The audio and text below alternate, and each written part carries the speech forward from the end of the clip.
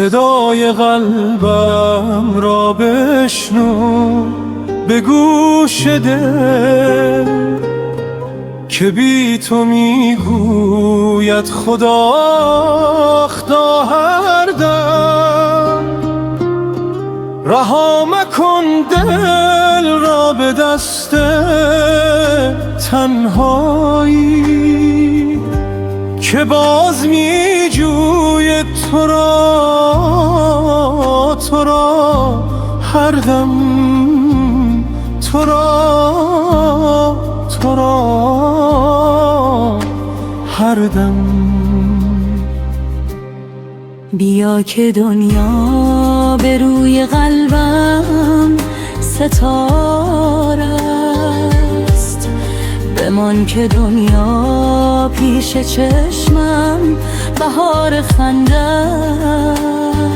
است. دو چشم امیدم گشوده بر راهت، مگر که میایی ز راه وفا هر دم.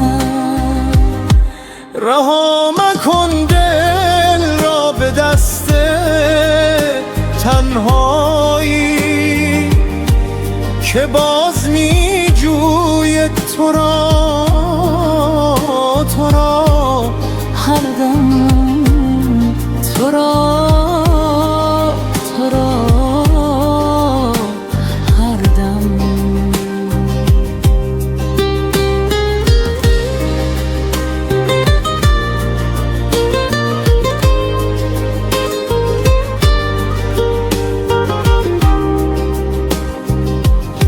ز دورت ای ماه میان گلها نشسته میبینم.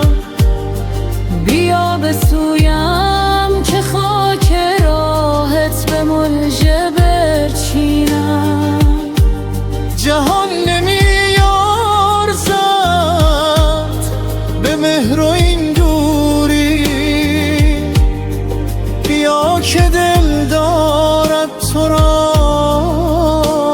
صدا هر دم. رها مکن دل را به دست تنهایی که باز می جوید تو را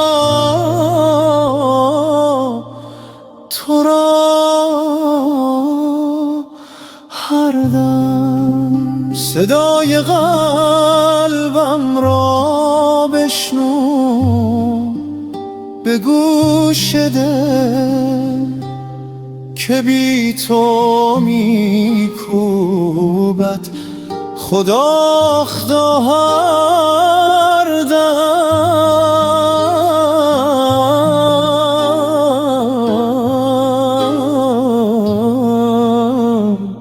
خدا خدا هر دم، خدا خدا هر دم.